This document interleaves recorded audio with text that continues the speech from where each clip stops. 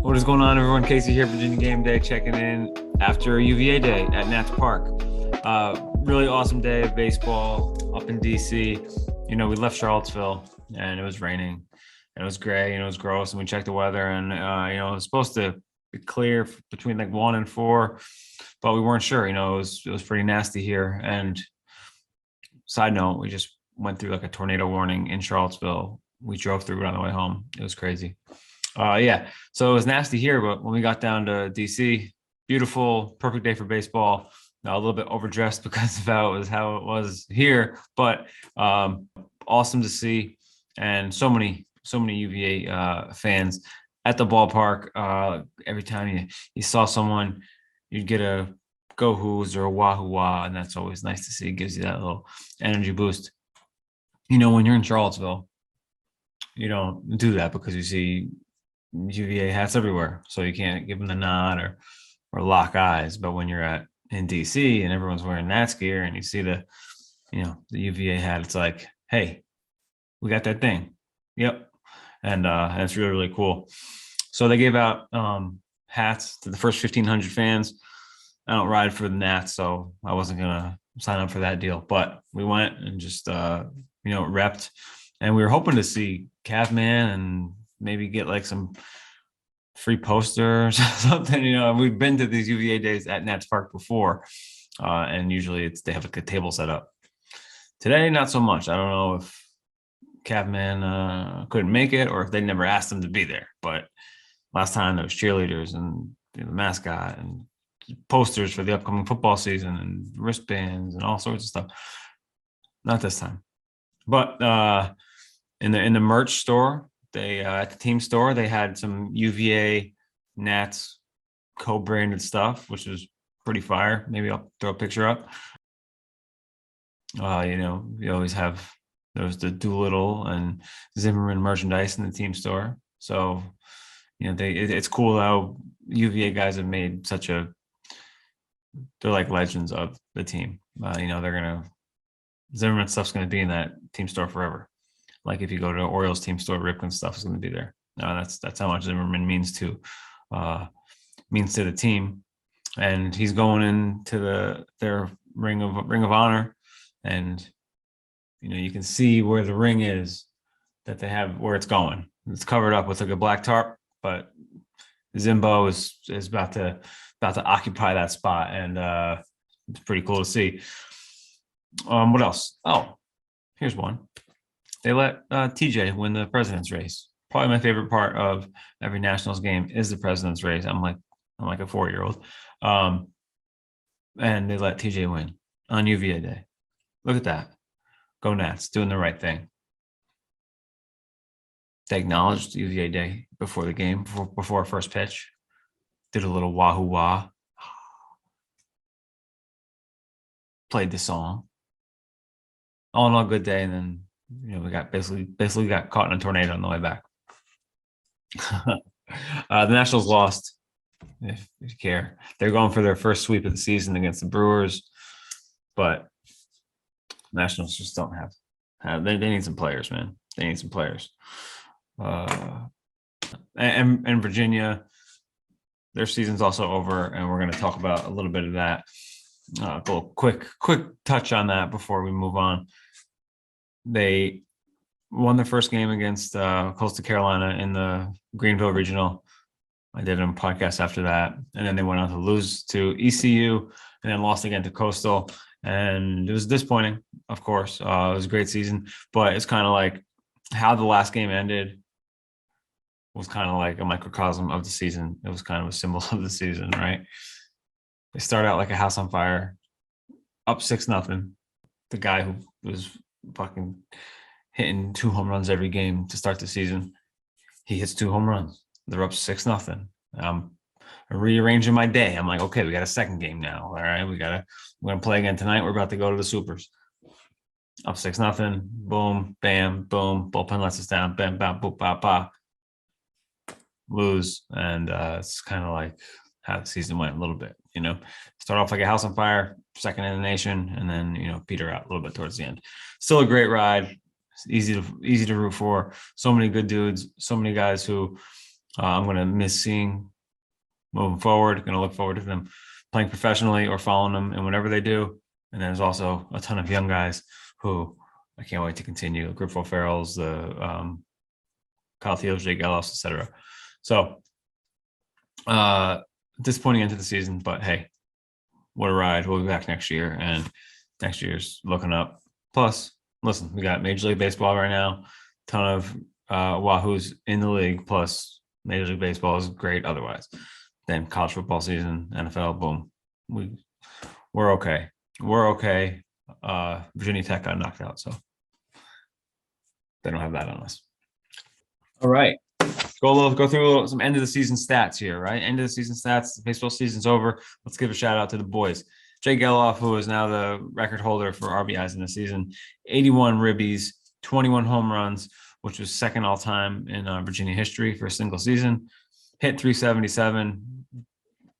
Clap it up for my man there.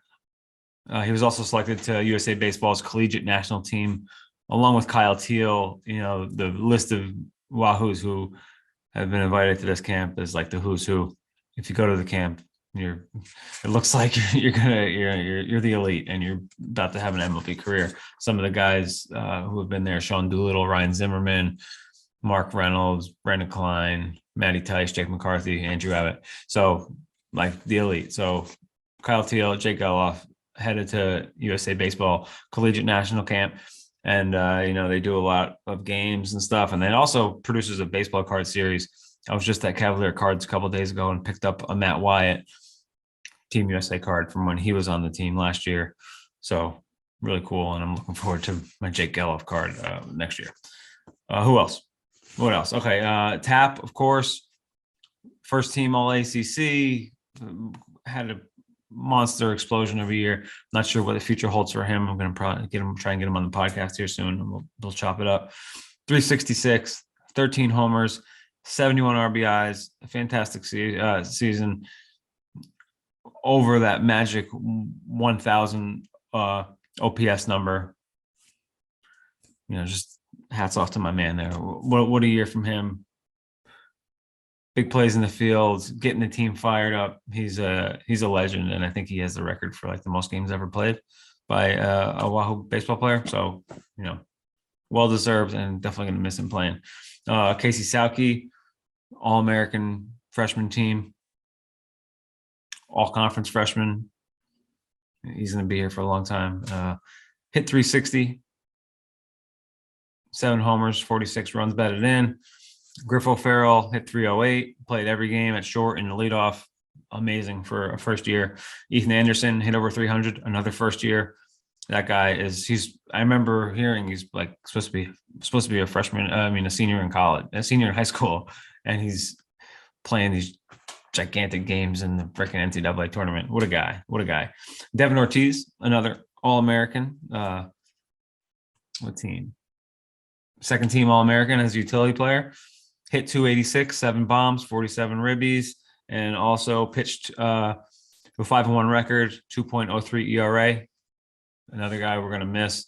I'd love to see him play some pro ball. Not sure what's going to happen, but, love that guy. Kyle Teal hit 276, struggled at times this year, but I still love him in the 2-hole. Dude walks so much. I don't know who I'd rather have in the 2-hole. Hit 276. 6 homers, 45 ribbies, caught every game. Like, come on. And like I mentioned, is going to the USA Baseball collegiate national team. So he's got the good stuff. And then Chris Newell, who get drafted coming up here, hit 258, 5-tool player, 12 home runs, 32 runs batted in. How many steals? 16 steals. Look at that. And Griffo Farrell, shout out, 17 steals. Missed that. Other guys of note, Justin Rubin hit 333 as a first year in 87 at bats. Max Codier hit 257 in 136 at bats. Both of those guys will be back next year. So Colin Tuft hit 292 in 96 at bats. And there's some guys transferring out. We'll talk about that after this. I don't want to. I'll do all that in one shot. But on the mound, Nate Savino, who was also Going to be a guy who gets drafted. He's one of the top 200 prospects right now. 3.69 ERA, 6-6, 259 batting average against. Brian Gursky, 3.97 ERA, 256 batting average against. Some of the dudes in the bullpen, Paulie K, 3.29 ERA, 208 batting average against. Another guy we're going to miss. His eligibility is all up. Another, provides fire, energy, emotion. Loved having him. Loved watching him. Brandon Neek, 4.04 ERA, 197 batting average against. A guy I think is obviously good enough to pitch at the pro level. Jay Wolfe, the team quarterback, 2.87 ERA, led the team in appearances along with Dylan Bowers, 28 appearances. Opposing teams only hit 211 against him, was a freshman All-American. Some dude who, I didn't think he was like, you hear as a football player playing baseball, and I'm like, okay, you don't expect him to be the go-to arm out of the bullpen, but I watched him throw a ton of bullpens from up there, just watching him do throw smoke, and it's got run, and he's obviously very difficult to hit. So excited to see him play football. I'd love to have him on the baseball team. Let's see. Some wacky stuff. Tap and Jake both had 25 multi-hit games. Devin had 21 multi-hit games. Tap had 4 4-hit games. Crazy. Unheard of. 4 4-hit games. Who else? Saki ended the season on a 7-game hit streak. Tap ended his UVA career on a 5-game hit streak. All right, so those are this year's stats. I'm going to throw these into a binder to recall next year when we're maybe doing a preview of the 2023 Virginia baseball season. So put those somewhere. What else? What else here? Who's going to be back next year? We're loaded. Plus, we have a bunch of good pitchers coming in. I hear we got a transfer from Penn, a leadoff guy. Not that we need one, but we'll find somewhere. Maybe we'll hit 7th. Who knows? But he gets on base a ton. He's a scrappy little dude. Read an article in the Daily Progress about him. Haven't seen him play, but hearing all great things. So Jake and Kyle Teal, Geloff and Teal, the law firm. They came in together, and they're going to be back next year. Sauki and O'Farrell, 2 guys came in together. Bam. They're all back. Max, Ethan Anderson, Justin Rubin, Jake Perry. I know he's eligible for the draft. We'll see what happens with Jake. 6'10", monster on the mound, the big unit. Love to have him back, of course. Plus, all the coach mentioned that there's such a good incoming class coming in from the mound. So in Oak we trust here. I think it seems like we've got a ton of position players coming back, a ton of good arm talent coming in, some good bullpen guys coming back. Hopefully, we can fill out a rotation nicely and be set up. People who have exhausted their eligibility: Devin Ortiz, Alex Tappan, Paul Kasanovich, Dylan Bowers, Ryan Gursky. So those guys, all solid contributors this year. Hate to see them go. It's unfortunate, but they had great careers. And, draft guys, looks like I would say Chris Newell, Nate Savino, Matt Wyatt, and hopefully Brandon Neek. Transfer guys, this is all per D1 baseball. Jimmy Sullivan was a senior, had a lot of experience, appeared in the postseason as a pinch runner, hit 4 home runs and 30 at-bats during the COVID year.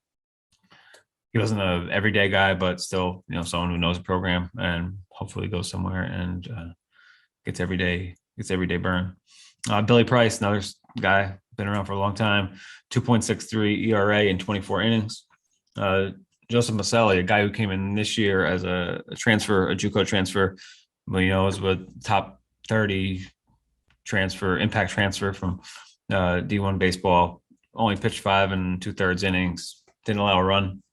Not sure what happened there, but he's in the portal. Tristan Shoemaker was his first year, had 18 at bats. A couple other guys, Mason Dillo, he had 2 appearances on the mound this year. Yeah. So those are the guys on the outs. I'm not sure. I'll keep you updated if anything else happens. I'll try and follow that. So if you're a baseball card guy, the Jake McCarthy.